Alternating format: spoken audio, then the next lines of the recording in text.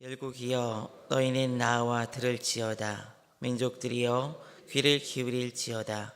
땅과 땅에 충만한 것 세계와 세계에서 나는 모든 것이여 들을지어다.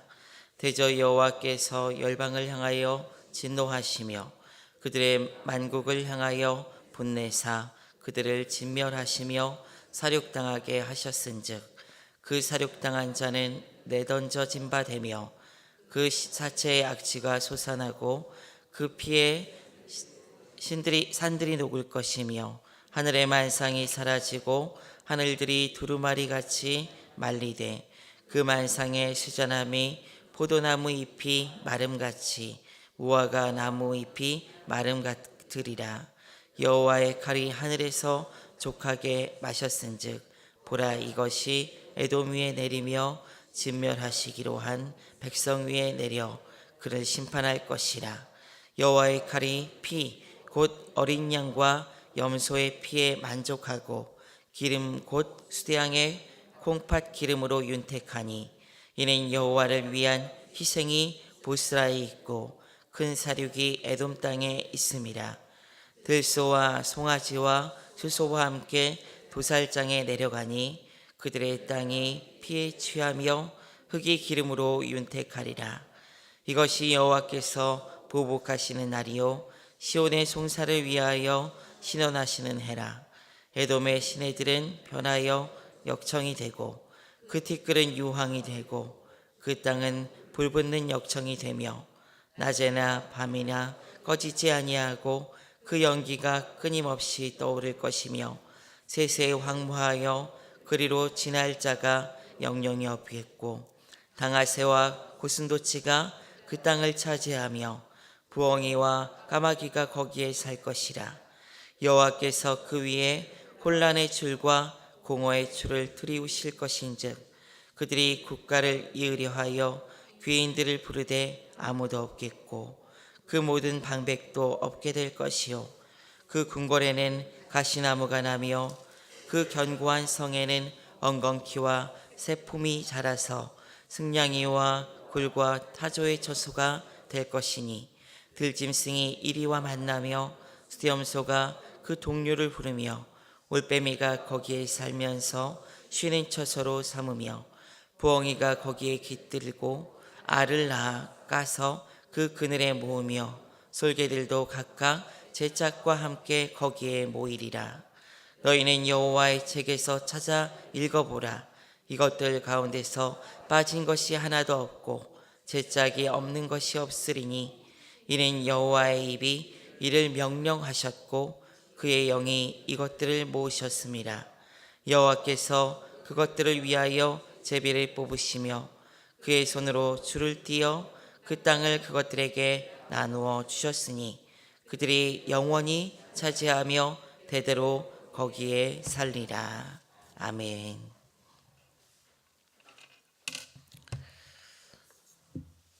오늘 말씀은 열방에 대한 하나님의 심판의 메시지를 전하고 있습니다. 재미있는 점은 이 열방에 대한 심판의 메시지를 전하실 때 하나님께서 이 에돔이라는 곳을 열방의 대표자로 지목하고 있다는 점입니다. 오늘 말씀에서 나오는 에돔이라는 지명은 단지 그 에돔 민족을 얘기하는 것이 아니라 열방을 대표하는 그 대표자로 지목되고 있습니다. 5절 말씀에 보게 되면은 여호와의 칼이 하늘에서 족하게 마셨은즉 보라 이것이 에돔 위에 내리며 진멸하시기로 한 백성 위에 내려 그를 심판할 것이라고 해서 이 에돔을 대표로 지목하고 있습니다. 이 에돔이 열방을 대표하는 그 이유가 있습니다. 히브리서 12장 16절에 보면 이 에서의 민족이 에돔에 대해서 이야기를 하는데 음행하는 자와 혹 한 그릇 음식을 위하여 장자의 명분을 판 에서와 같이 망령된 자가 없도록 살피라라고 말하고 있습니다. 에돔은 이 에서가 세운 나라인데 이 에서에 대해 성경은 망령된 자라고 지칭을 하고 있어요. 근데 이 망령된 자라는 지칭은 지난번에 제가 오후 예배 말씀드릴 때도 한번 말씀드린 것 같은데, 그냥 방종되게 행했다는 것을 의미하는 것이 아니라 하나님의 언약의 말씀을 가볍게 여기고 하나님의 백성으로서의 그 언약을 가볍게 여기며 살아가는 세속적인 삶을 살아가는 그 삶을 의미하는 것입니다. 그래서 이는 거룩하지 못하고 불경한 자를 지칭하는 그런 말이라는 거죠. 그래서 오바댜에서도 이 에서에 대해서 무엇이라고 이야기하냐면은 오바댜서 1장 9절부터 14절까지 보게 되면은 이 에돔에 대해서 불경하고 하나님의 말씀을 가볍게 여기고 불경한 에서의 후손이 이스라엘 환난의 날에 이스라엘을 적극적으로 혹은 방관자로서 핍박했던 자라고 언급하고 있습니다. 에돔은 교회의 반대자와 적대자를 의미하는 것입니다. 에돔은 열방, 곧 세상을 지칭하는 대표적인 말이 되기에 나라가 되기에 충분하다는 것이죠. 이 에돔에 대해서 하나님께서 오늘 말씀은 심판을 선언하고 있습니다. 그런데 이 심판의 모습이 마치 이 예루살렘에서 하나님께서 제사 드리는 것과 같은 비슷한 모양으로 이 이사야서 34장에서는 묘사를 하고 있어요. 이사야 34장 5절부터 7절까지 말씀 우리 한번 읽어보도록 하겠습니다. 한번 읽겠습니다. 시작. 여호와의 칼이 하늘에서 족하게 마셨은즉 보라, 이것이 에돔 위에 내리며 진멸하시기로 한 백성 위에 내려 그를 심판할 것이라. 여호와의 칼이 피 곧 언약과 염소의 피에 만족하고 윤택하니 이는 여호와를 위한 희생이 보스라에 있고 큰 사륙이 에돔 땅에 있음이라. 들소와 수송아지와 수소가 함께 도살장에 내려가니 그들의 땅이 피에 취하며 흙이 기름으로 윤택하리라. 이 심판에서는 어린 양에서부터 염소까지 그리고 들소와 수송아지에 이르기까지 다 도살되어집니다. 그런데 이 표현은 당시에 제사에서 희생된 짐승들을 의미하는 거예요. 그리고 그뿐만 아니라 당시 어린 아이부터 사회 지도층에 이르는 고관에 이르는 그런 자들을 지칭하는 은유이기도 합니다. 즉 지위 고하를 막론하고 하나님께서 하나님의 심판의 칼에 철저하게 이 열방이 심판당하게 될 것을 말하고 있는 거예요. 6절에서 보게 되면 보스라라는 지명이 등장합니다. 이 보스라는 당시 에돔의 도시 중에 하나였습니다. 굉장히 발전한 도시 중에 하나였고 아마 학자들 중에는 에돔의 수도로 이야기하는 그런 학자들도 있습니다. 곧 에돔에 있는 모든 이들이 심판당할 것이라고 이사야는 오늘 이 이미지를 통해서 지금 말하고 있는 것입니다. 하나님의 심판은 이렇게 어린 아이에서부터 노인에 이르기까지 또 지위가 없는 사람부터 사회 고관에 이르기까지 다 심판하신다고 오늘 말씀은 이야기하고 있습니다. 어느 누구도 비껴갈 수가 없다는 거예요. 그리고 이 심판이 철저하고 공정하고 정확하게 진행되는 것을 우리는 알 수가 있습니다. 34장 11절 말씀 우리 같이 한번 읽어보도록 하겠습니다. 시작. 당아새와 고슴도치가 그 땅을 차지하며 부엉이와 까마귀가 거기에 살 것이라. 여호와께서 그 위에 혼란의 줄과 공허의 줄을 들이우실 것인즉.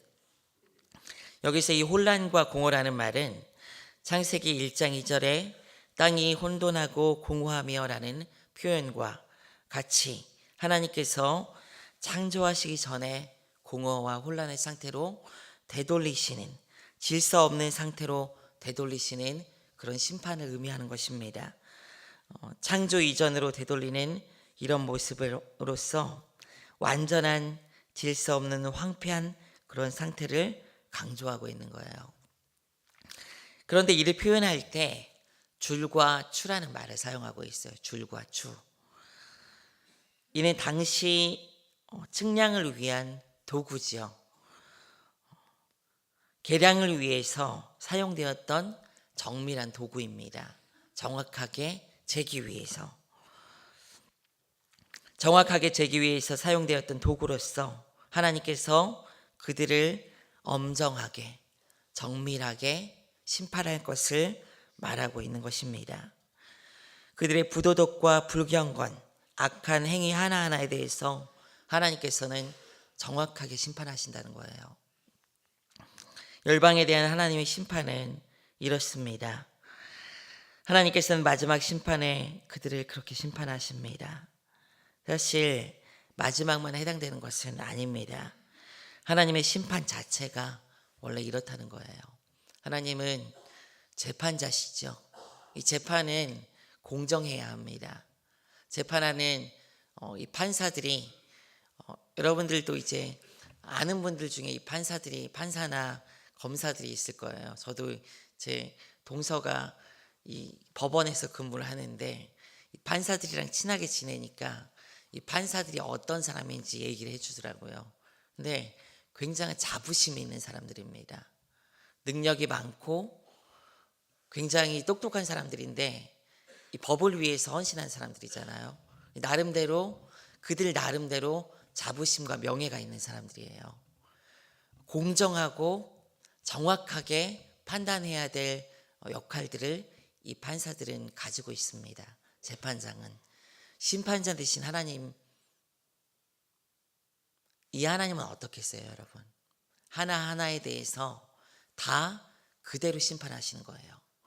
우리의 마음 가운데 품었던 생각들 하나하나, 입에 담았던 말들 하나하나, 행위 하나하나에 대해서 하나님께서는 마지막 결산할 때 그렇게 심판하시는 분이다라는 것을 우리는 알 수가 있습니다.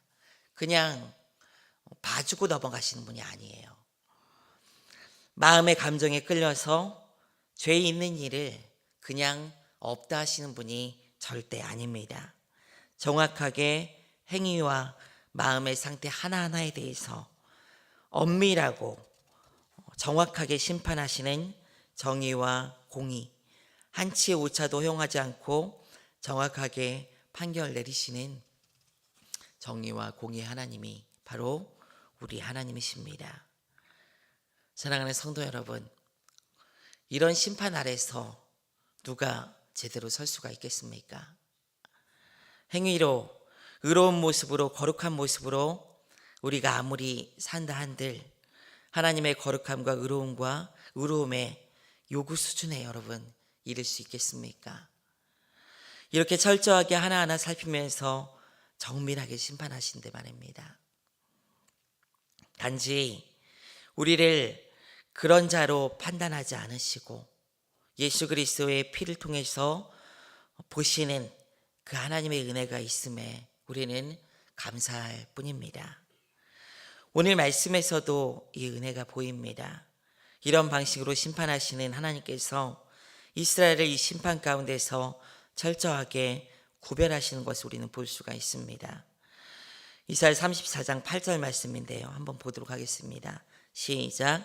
이것은 여호와께서 보복하시는 날이요 시온의 송사를 위하여 신원하시는 해라. 보복하시는데 뭐라고요? 시온의 송사를 위해서 신원하신다라고 얘기하고 있습니다. 여호와께서 보복하시는 날인데 이 보복이 시온의 송사를 위해서 신원하신다고 합니다. 이 신원이라는 말은 보상, 보응, 보수라는 말로 사용이 됩니다. 곧 시온과 관련된 법적인 송사를 위해서 시온을 위해서 이 열방을 보응하신다는 거예요. 에돔으로 대변되는 열방에 대해서는 하나님께서 심판하시나 이 심판이 곧 구원받은 자를 위한 보응이라는 것을 우리는 알 수가 있다는 거예요. 하나님의 구원의 역사는 이렇게 하나님을 대적하고 악한 이들에 대한 보응과 심판과 함께 병행되어집니다. 이는 하나님께서 정확한 심판자이심을 보여주시는 동시에 택한 이를 사랑하시는 아버지라는 것을 분명히 보여주시는 것입니다. 사랑하는 성도 여러분, 하나님이 우리를 위하십니다. 지금 우리의 삶이 공고하고 피곤하고 악한 이들 억울한 상황으로 고통당한다 할지라도 여러분 두려워하거나 낭망하지 마십시오. 하나님은 반드시 결산할 때가 있습니다. 이때 하나님께서는 반드시 우리를 위하여 신원하시는 분임을 믿으시기 바랍니다.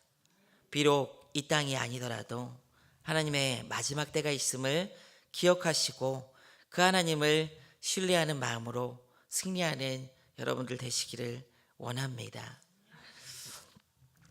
오늘 말씀에서 한 가지 더 살펴보기 원하는 것이 있는데요.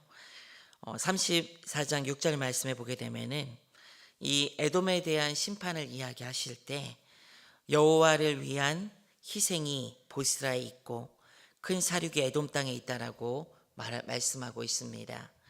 여기 보면 이 심판에 대해서 뭐라고 이야기하고 있냐면은 여호와를 위한 희생이라고 표현하고 있고 또 큰 사륙이라는 말로 표현하고 있습니다. 근데 이 큰 사륙이라는 말이 히브리어로 보면 제바흐라는 단어예요. 제바흐. 근데 이 말이 도살이라는 뜻을 가지고 있긴 하지만은 이 제사에 사용되는 희생 제물을 의미하기도 합니다. 곧 이 에돔에 대한 심판에 대해서 제사의 이미지로 이야기하고 있긴 하지만은 이 심판 자체가 제사라는 것을 우리는 알 수가 있어요. 여러분, 저는 이 말씀을 보면서 그리스도의 희생의 제사, 우리를 속죄하시고 우리를 속량하시는 제사가 단순히 그냥 우리를 죄 없게 하기 위한 도구가 아니라 하나님의 심판이라는 생각이 들더라고요. 하나님의 심판. 예수 그리스도께서 십자가에 달린 그 사건 자체가 제물 대신 예수 그리스도의 입장에서는 죽임당한 심판인 것입니다.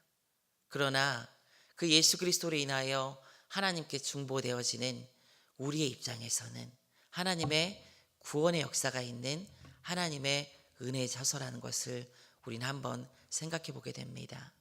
하나님께서는 아들 예수 그리스도를 그 위에서 제바흐 삼으셨어요. 그러니까 희생 제물 삼으신 거예요. 심판하실 수밖에 없는 그 자리에 우리를 위하여 내모신 것입니다. 그리고 우리를 그 자리에서 아들의 죽음으로 말미암아 그 십자가 위에서 예수 그리스도는 철저히 죄인으로 쓴 거죠. 우리의 죄를 대표한 죄인으로 쓴 거죠. 그리고 그 죄에 대해서 심판당하신 것입니다. 그 희생 제사가 있었기 때문에 우리가 구원받은 자로서 오늘 이 자리에 설 수 있다는 것을 여러분 기억하시길 바랍니다. 그 은혜의 언약이 있기 때문에 우리가 이 열방에 대한 심판에서 하나님께서 우리를 구별하시고 우리를 열방에 대한 신원으로서 우리를 마지막 심판의 때 구별하시는 은혜가 있음을 여러분 꼭 기억하십시오. 그리고 그 은혜로 여러분 하루하루를 매 시간마다 살아갈 수 있는 여러분 되시길 원합니다. 나의 잘남이나 나의 공로가 아니라 그리스도께서 우리를 위하여 대속하신 그 죽음, 그 희생 때문에 우리가 살고 있음을 기억하는 여러분 되시기를 주님의 이름으로 부탁드립니다. 말씀을 맺겠습니다. 사랑하는 성도 여러분, 하나님은 열방을 심판하시는 심판자이십니다.